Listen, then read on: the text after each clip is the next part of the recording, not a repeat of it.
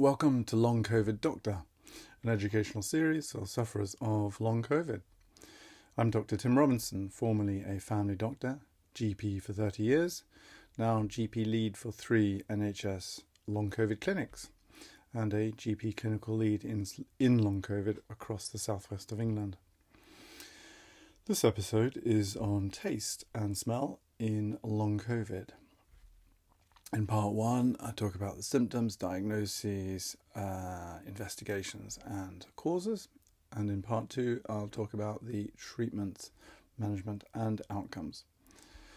Check out the references, resources and links to social media in the show notes below.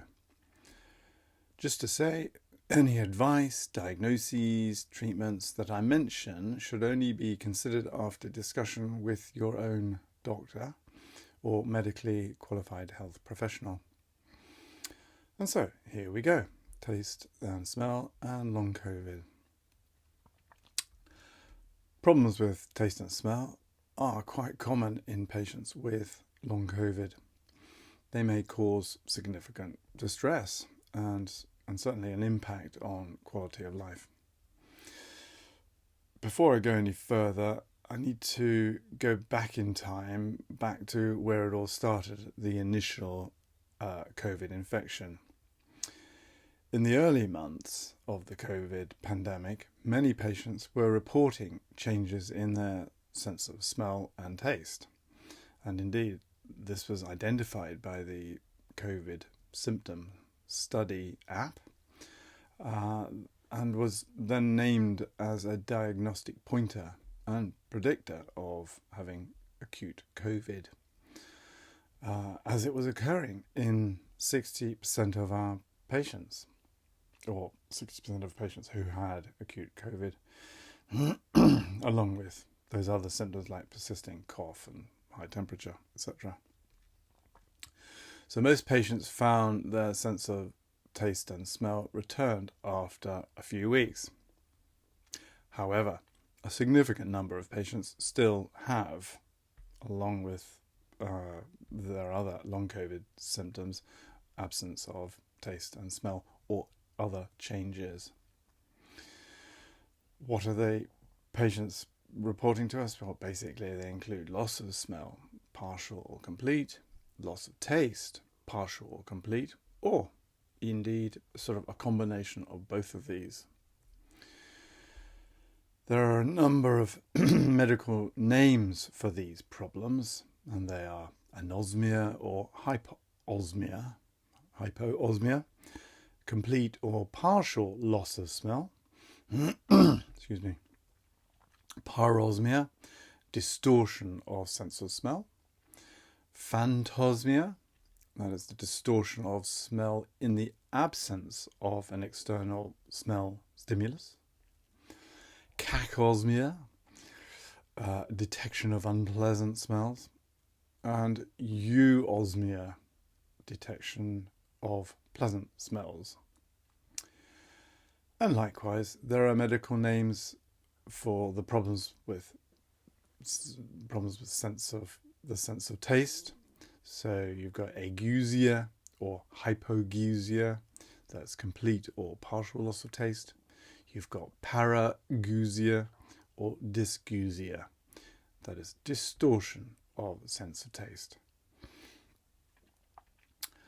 Reduced or complete loss of smell or taste does have a significant impact, a negative impact, on patients' quality of life.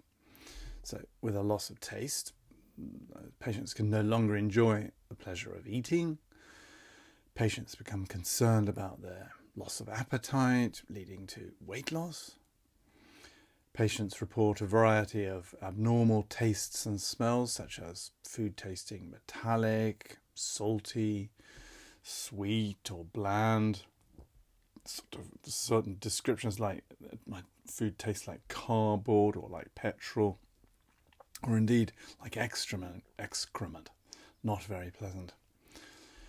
Equally, those patients with increased sense of smell and taste who are experiencing sort of repulsive and offensive smells and tastes find that really upsetting.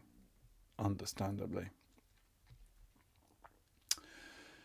In order to understand these problems, we need to understand the normal sensory pathways for taste and smell, the gustatory and the olfactory pathways. So, firstly, the smell or olfactory pathway.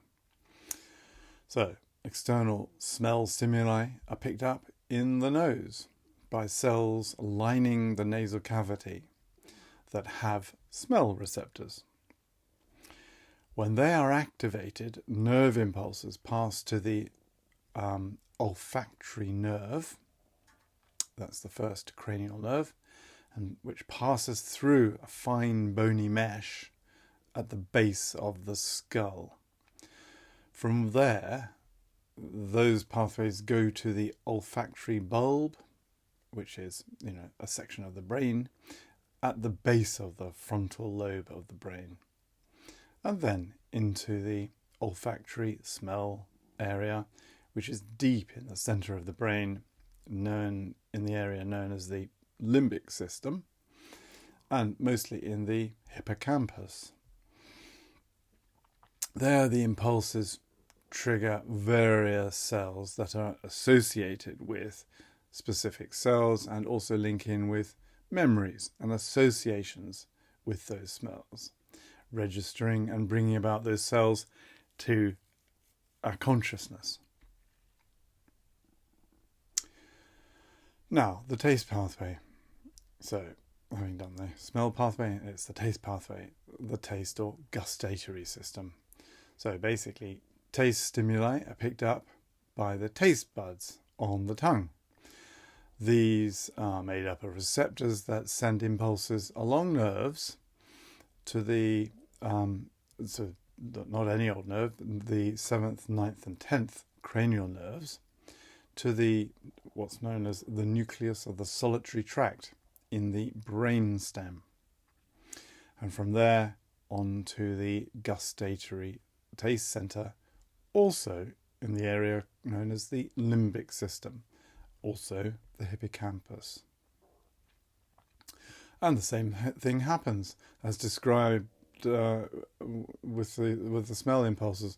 Tastes trigger various cells that are associated with specific tastes and also link in with memories and associations with those tastes, and likewise bring them to our consciousness.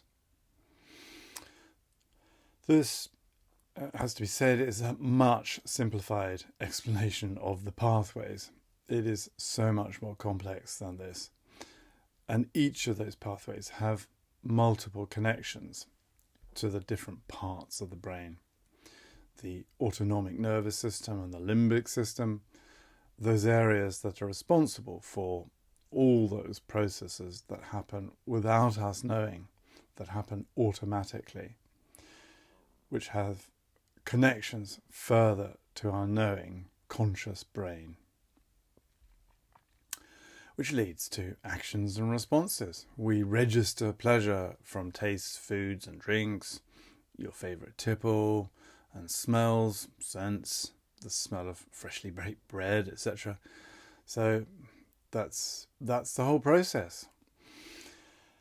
And so, having heard that brief explanation, you can understand that any problems or damage or disruption of any part of these pathways will cause problems with those pathways. And this is where COVID, and hence Long Covid, comes in. This brings me to the cause of the smell and taste problems that may occur in Long Covid. Initially, back at the onset of acute COVID, it was thought that the reason for loss of smell was due to the virus damaging the cells lining the nose, and also the taste buds. But put it another way, both of those areas, both the tongue and the nose, have a high density of the ACE2 receptors. You remember those are the receptors which the COVID-19 virus, the coronavirus, locks onto on their surface. However, what we now know is that those infected cells that are damaged and destroyed by the virus are replaced within a few weeks. And so you would have thought that with those new cells in those areas, theoretically, their function should have returned. Smell and taste should have returned. But, as we know, it doesn't in many of our long COVID patients. And so it was realised that the persisting loss of smell and taste must be due to damage in the pathways to the smell, olfactory and taste gustatory pathways and centres. And with time and a lot of research into COVID, the range of the many damaging processes of COVID have, of course, been discovered. And we're all familiar with them now. But just to briefly recap, they are the sort of excessive inflammatory response leading to the cytokine storm. We've heard that a few times. And not only that, the cytokine storm, but it also leads to mast cell activation and microthrombi formation. Again, you've heard a lot about those all the time. All causing their problems throughout the body, including the taste and smell pathways in the brain. We've also got the dysfunctional immune system with autoantibody production to nerve tissues and their supportive structures within the brain, as well as excessive activation of brain immune tissues, the microglial tissue, kicking off further inflammation. And then you've, of course, got dysautonomia, our old friend, cause of POTS, etc., due to all these processes that have taken place, resulting in dysfunction of the autonomic nervous system, with its downstream effects on the limbic system, the HPA, the gut-brain axis, and the endocrine glandular systems. And finally, compounding and probably perpetuating all these damaging processes is probable viral persistence and as well as potential viral reactivation. The net effect with regard to taste and smell systems is inevitably going to be dysfunction, presenting either with loss or reduction or disturbance or exaggeration of these sensors, which are having their impact on our long COVID patients. And so, let's get back to our patient. What do we do when a patient reports a symptom and, in this case, loss of taste and smell? Well, as always, we need to arrive at a diagnosis, don't we? We need to rule out other causes, the differential diagnoses. And to do this, we need to take a thorough history examination and relevant investigations. However, in this situation, smell and taste problems, there's very little to find in the history examination or investigations. Thinking of the possible differential diagnoses, first for loss of taste, well, this can happen after a head injury or with various drugs, so chemotherapeutic agents, antibiotics, a few rheumatoid drugs. It can happen with a deficiency of vitamin B3, niacin, deficiency of zinc. Loss of taste can happen in certain endocrine disorders like low thyroid or Cushing's disease or diabetes. And loss of taste can happen in this very strange condition called burning mouth syndrome, which no one really knows the cause of. But all these causes are very rare, and probably the commonest cause of loss of taste is ageing. And likewise, loss of smell can occur for various reasons. There are a number of causes, but mostly due to problems in the lining of the nasal airways, allergic or hyperactive, or secretions or septal defect, nasal problems. There is also, of course, a long list of other possible causes like the drugs and, to do with pathways, etc., and other medical rare conditions. They're all very rare and probably become obvious anyway in the general history that you've taken.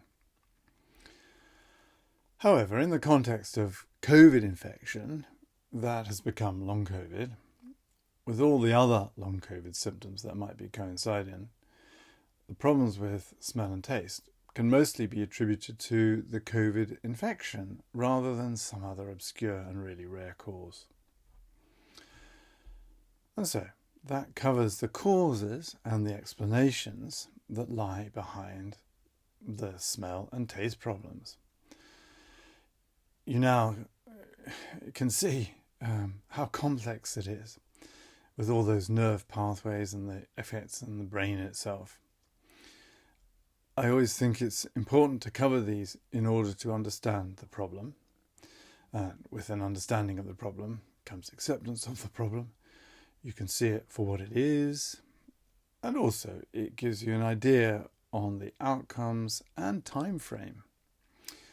So I cover this and the various ways that we can help with the dealing with the patients, with dealing with these problems later in part 2. And so that concludes the first part of my talk on taste and smell in long COVID, the symptoms, diagnoses and investigations. In the second part, I will talk about the treatments and how we manage those problems and indeed the outcomes. So I hope you found that helpful. Check out the references and resources and links to social media in the show notes below. As I said at the start, any advice, diagnoses, treatments that I mention should only be considered after discussion with your own doctor or medically qualified health professional. So in the meantime, I wish you well. I wish you well with your long COVID recovery, and hopefully we'll meet in the second part. Cheerio.